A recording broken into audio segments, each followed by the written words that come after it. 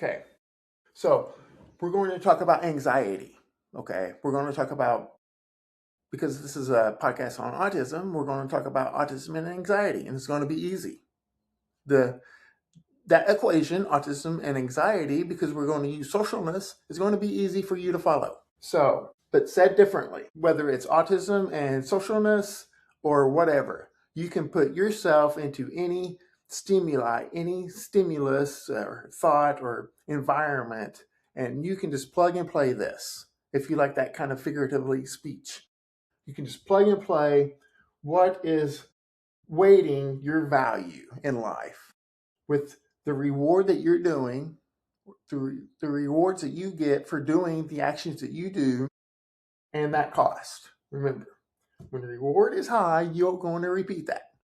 When the cost is high, you're going to avoid that. That's why change is hard. Change is hard. So with autism and anxiety and the socialness, obviously we're right here. Socialness is very costly. Okay, it's overwhelming sensation. Remember from this green, the autistic phenotype is getting bombarded with sensory processing here. You see many episodes about how inputs coming in through the senses are flooded versus so-called typicals who generalize it and just form a gist of the situation and then sends that information in. The EI is a big part of that. Okay, so the autistic phenotype is being bombarded with sensory and that delayed corollary discharge as well. Okay, so it's harder to navigate and orient to the environment.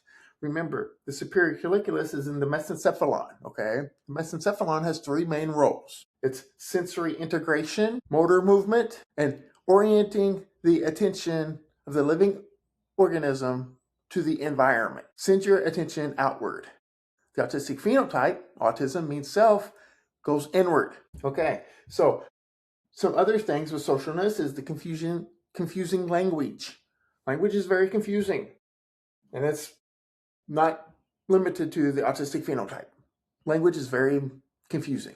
You can follow 44 Veritas on X, and I promise you, he's going to convince you that autism is sending back to before the Tower of Babel, Genesis 11, 1 through 9.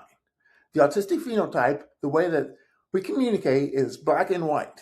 Now, it's a lot easier to kind of understand black and white versus all that gray area, all of this meaning and things, and the layers of complications, especially with the English language.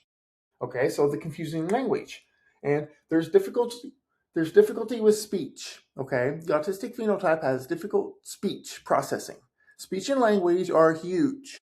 And socialness requires a lot of speech and language. Simple, right? And then the neuroplasticity. The more you do these things, the more you're going to repeat them, whether it's repeating avoidance or repeating action. We're going to talk about action.